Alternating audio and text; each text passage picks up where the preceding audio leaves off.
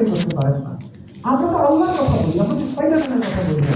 আমাদের কাছে তো আল্লাহ তাআলা আরো বেশি শক্তি দেওয়ার কথা, কিন্তু আমরা কি নিচ্ছি সেই শক্তিটা? আমরা কি সেই রিসার্চটা করছি? আমরা কি বুঝতে চেষ্টা করেছি?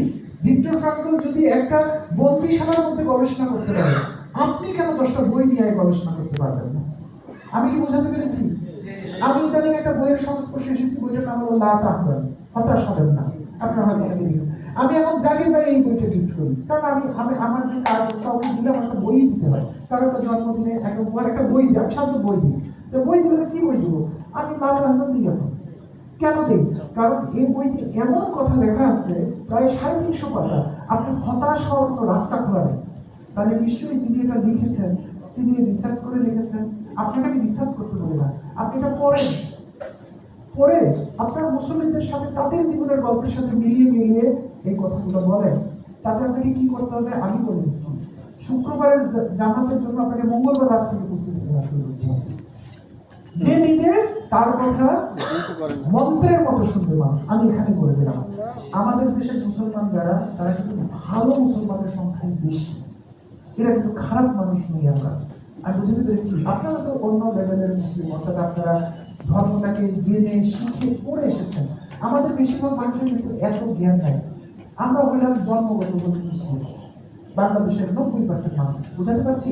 এরা কিন্তু ভালো মানুষ, এরা কিন্তু অন্যায় করতে আসলে চায় না, এবং এরা একটা অ্যাঙ্কর চায়, একটা আশ্রয়স্থল চায়, যাকে জড়িয়ে ধরে সেই ইসলামটাকে ধরে রাখবে।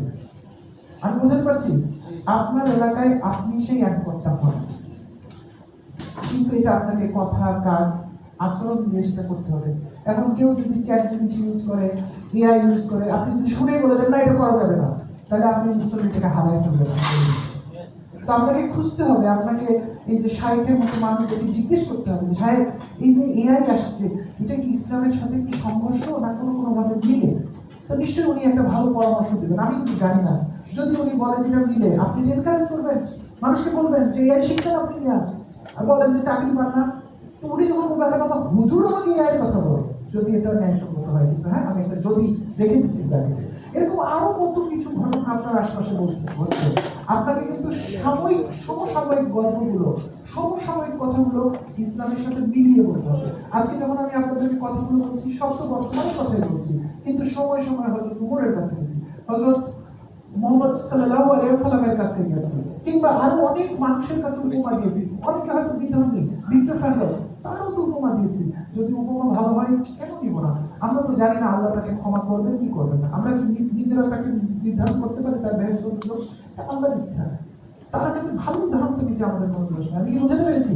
আমি বলতে চেয়েছি আপনারা সময়ের সাথে থাকবে, এটা অনেকটা বড় জায়গা। আমি জানি না আমি আপনাদেরকে কতটুকু এখানে বলতে পেরেছি।